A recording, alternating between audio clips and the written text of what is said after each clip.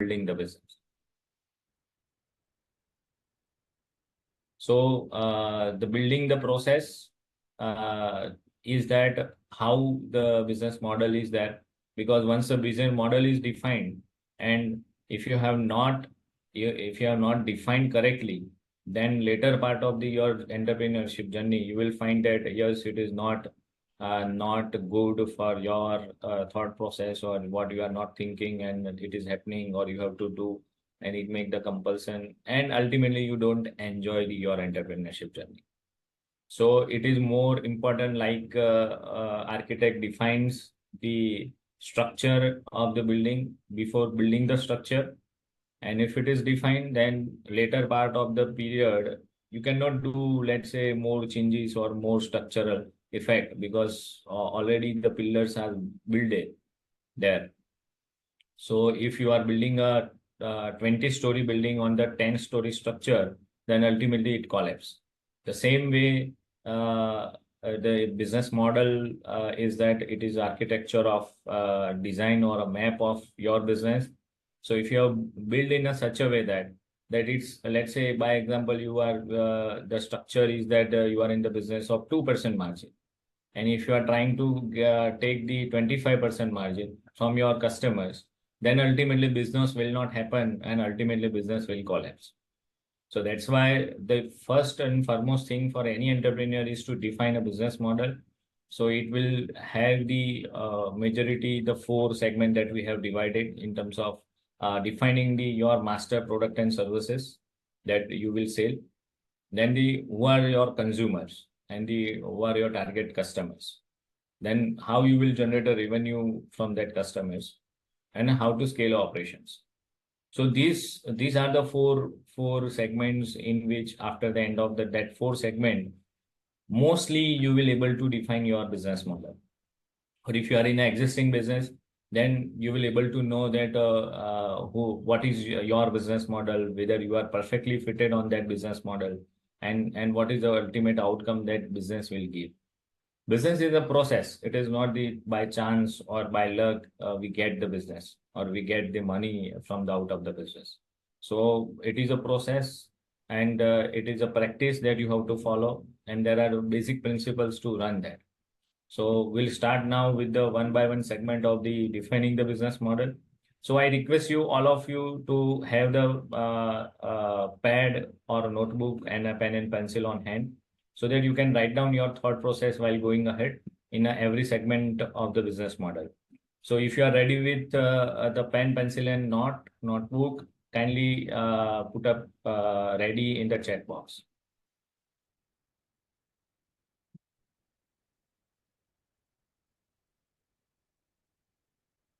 If you are ready for implementing and writing each 4 steps, kindly put it ready.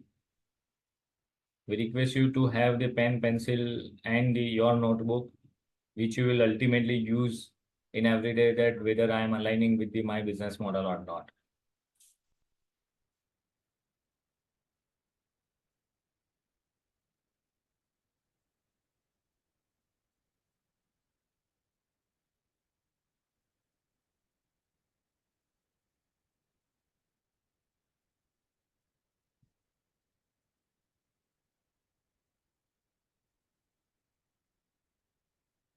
So first step, we'll start with the first step, that define your master product and services.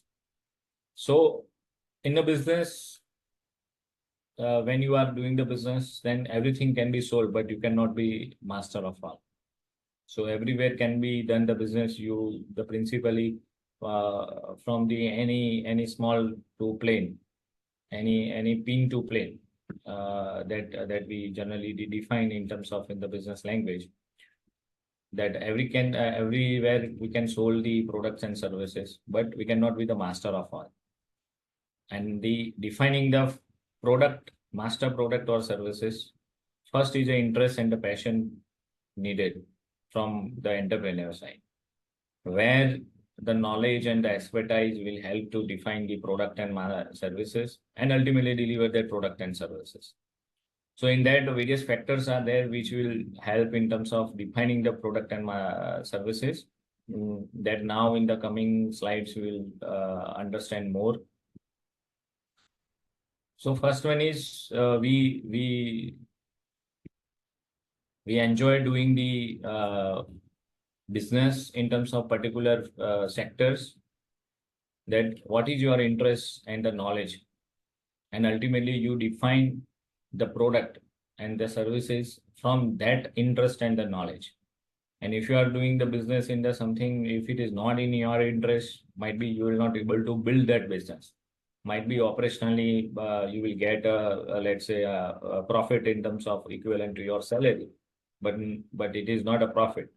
So if your business or your product and services are not aligned with your interest and the knowledge, then you will not enjoy that doing that business. So first is it has to be aligned with your interest and knowledge.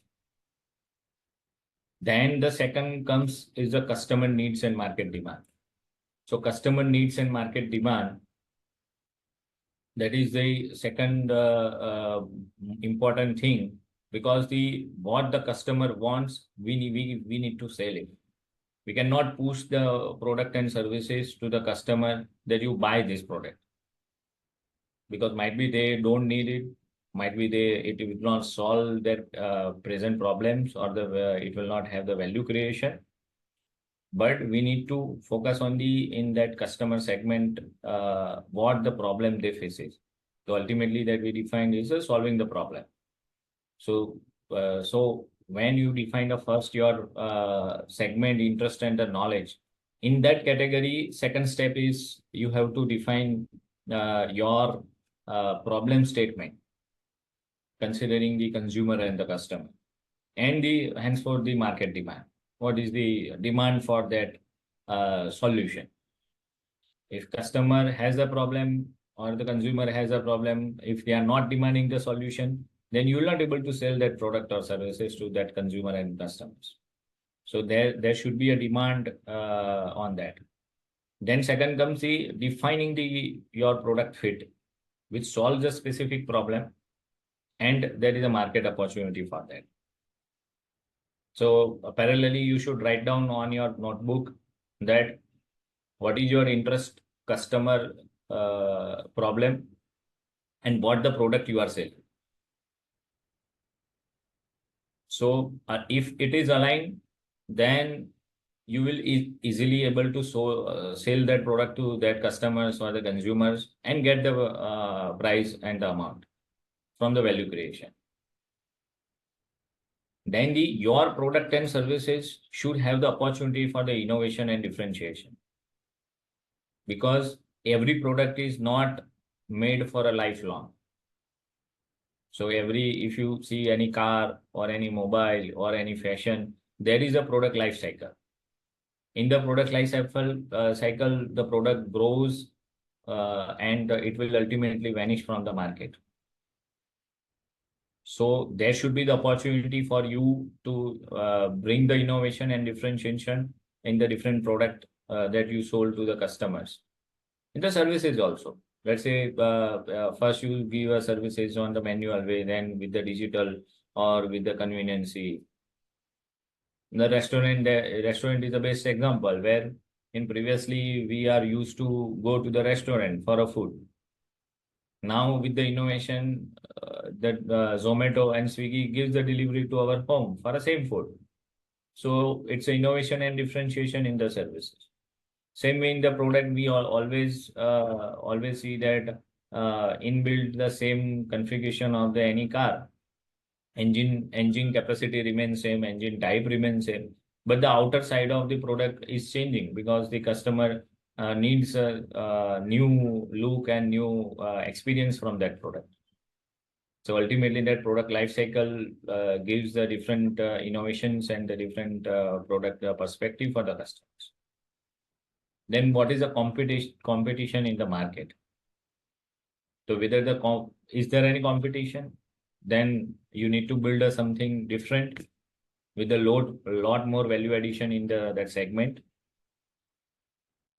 Then you are able to sell your product and services. We generally refer as a blue ocean strategy and red ocean strategy. In a blue ocean, there is no competition. As said, no competition. In a red ocean, there is a huge competition in the market.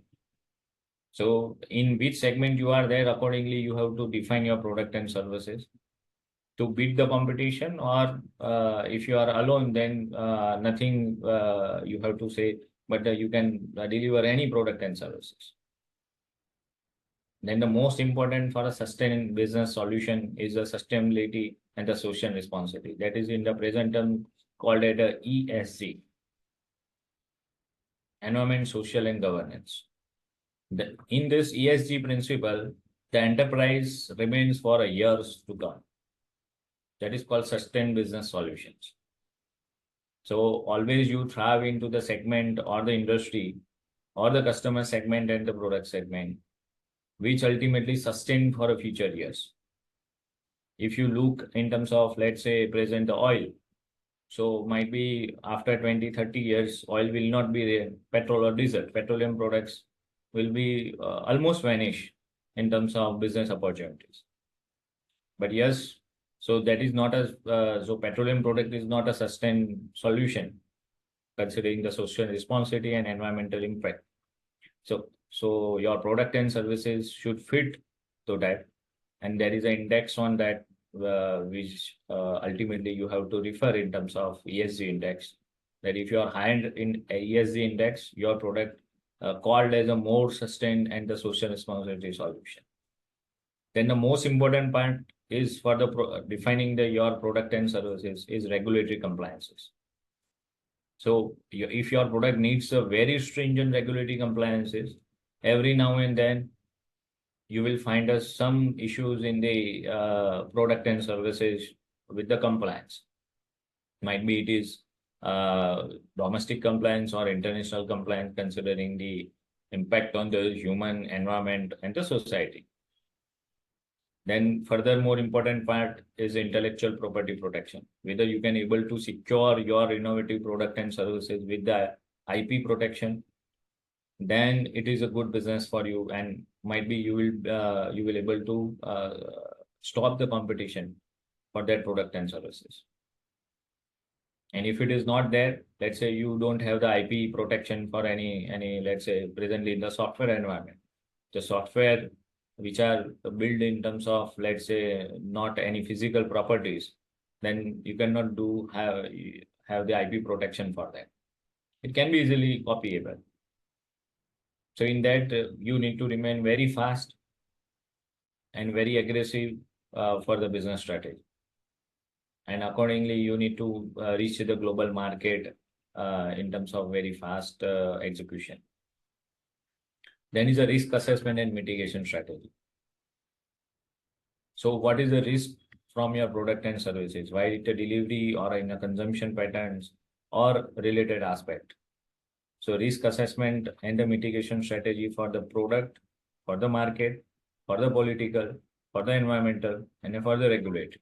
These are the 5 risk category that you have to assess. And you should have the mitigation plan for each segment of the risk. And accordingly, you will be able to define that what will be the further cost in terms of mitigation strategy. Because there will be the risk, then there will be the cost to mitigate that risk. Might be will not eliminate that risk, but yes, we need to do the mitigation strategy. Furthermore, in terms of risk assessment and mitigation, you should able to assess the risk parameters in ongoing basis. It is not the one-time process, but yes, you have to assess that what are the risk and what are the mitigation plan for the every quarter or half yearly or yearly. At least on the yearly basis, you should have the risk assessment. Generally, in the larger enterprises, they follow as a risk register. So they define the risk for the entity. Let's say a risk might, in terms of, let's say, COVID. If as COVID came and your business is going to vanish, then it is a risk. So what will be the strategy in terms of mitigation plan? That you need to put it on the paper and you have to review every year. Then customer experience. From the product and services, what the customer will experience in terms of, because you have to deliver what customer needs, not that you want to sell. customer want to purchase and want to get that consumption, then and then you will be able to sell it. And most important in the present terms is the circular economy approach. If your product and services falls under the circular economy approach, you will have little expense in terms of selling the product because it goes on the circular economy. It comes in terms of regular buying, regular selling, regular consumption pattern, and there will be the less harmful in terms of environment and social governance. Furthermore, important part is you have to define the post-sales support. What is the services that you need to provide in terms of post-sales activity, and what is the return? Let's say in the e-commerce, presently 25-30% is a return ratio. So while defining your product and services, what is the return ratio of that product and services? What is the cost that will happen in terms of handling the returns, handling the sales services? So post-sale services is also important. Then future product and services. In that customer product segment or the industry, what are the in line with the same product and services you can bring? And also the byproducts that you can bring. So for cross-selling or for the same customer segment, what the other products you can provide or the services you can provide, which ultimately gives you the higher margin with the lesser cost. So while defining the product and services, the future opportunities in that product and services, you also have to list down in terms of vision statement. Then product viability. Considering the above all factors, you have to estimate the cost of delivering the services. Here, the costing is not a marketing expense or not other expense that you need to include, just only the cost for delivering the product and services you have to list down and calculate. And what the profit you will get. Because in the present competitive world and homogeneous competition, there is a little difference from the product and services from the availability of the market. If you are in an innovative product, that in that case you have to value what the value addition consumer feels, and from that what the perceived valuation is that. So considering that what the profit you will get, it might be 1%, 2%, or if it is in negative, then you cannot do the business in that product and services, or you have to re-engineer your costing and the strategy to manufacture or deliver the product and services. Furthermore, is the resource bottlenecks. So resource bottlenecks for the product and services is called when you have resources in the limitation, you cannot expand your business globally. Might be, let's say, any one chemical or any material which is available in a limited resources. So that resource bottleneck is also the important criteria while defining your product and services. आपके पास ऐसा product आ गया कि भी समझो कि उसका समझो कि might be skills are very limited, might be resources are limited. So resources, terms of materials, man, machine, and materials, all three resources that you have to consider while checking the bottlenecks in your product segment. So considering this, might be you have listed down in your paper that it is, if you are in existing business, then whether your product and services are matching with the above criteria, or you need to change slightly, or might be if you are in a new business, then first you have to write down your product and services which you ultimately want to deliver and you enjoy doing that. It is a first and foremost step. So if you're a new company, I mean, unless it's like some new industry or new market that, if it's an untapped market, or then you have more ability to, the standard is lower for your product or service. But if you're entering anything where there's an existing marketplace against large entrenched competitors, then your product or service needs to be much better than theirs. It can't be a little bit better, because then you put yourself in the shoes of the consumer and they say, why would you buy it as a consumer? You're always going to buy the trusted brand unless there's a big difference. So a lot of times, entrepreneur will come up with something which is only slightly better. And it can't just be slightly better. It's got to be a lot better. So, Elon Musk has stated that if you are entering the untapped market, then all service or product will work.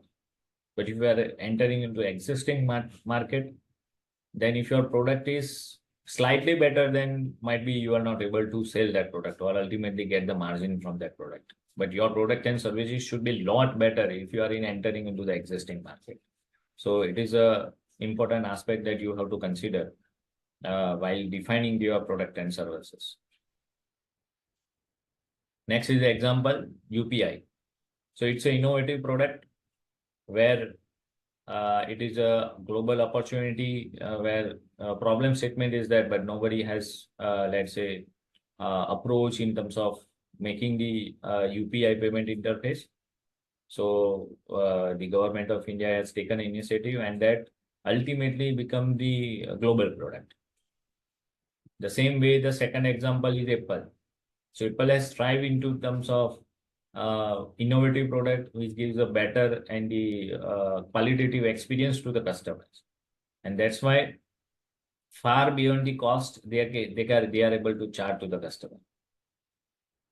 तो उसमें समझो कि उनका cost light से might be 25% of the overall pricing होगा, लेकिन जो आपको वैल्यू क्रिएशन मिलता है from that product and services that you feel, that's why ultimately you give a more prices. But उन्होंने जो पहले डिसाइड किया था कि भाई हम कैसी प्रोडक्ट बनाएं, प्राइसिंग क्या रखेंगे, क्या मार्जिन अर्न करेंगे, वो अलग चीज हो गई, लेकिन what the customer needs that they have defined, and ultimately that brings the business. Next one is on this product, which is environment friendly. It is a recycled product. So under the circular economy might be this is the recycled material that is used to make this product, and that's why it is a recycled. Cost of manufacturing this product is also very less. तो आप जो cell करना चाहते हो उसके लिए आपको pricing भी कम हो जाए, and ultimately the customer wants कि भी उसको बेटर प्रोडक्ट रिजनेबल प्राइस पे मिले. Lesser price we can not say, premium price we also can not say, the reasonable price में मिले. So this is the best example of circular economy. If you are falling under your product and services under circular economy, then you will have the regular income from the business. We are guaranteed. So this is the one Elon Musk, the Tesla truck that they have defined in terms of quality parameter. So while going through this video, you will be able to identify that how we should build our product so that it will long last and have the higher quality. And ultimately, we can able to get the more margin from that product. We are guaranteeing that this truck will not break down for 1,000,000 miles. We are guaranteeing it won't break down for 1,000,000 miles because it has 4 independent motors. You can lose 2 of those 4 motors and the truck will still keep going. In fact, even if you only have 2 of the 4 motors active, it'll still be a diesel truck. Then it has, there's a few other benefits as well. Brakes are a big deal for trucks.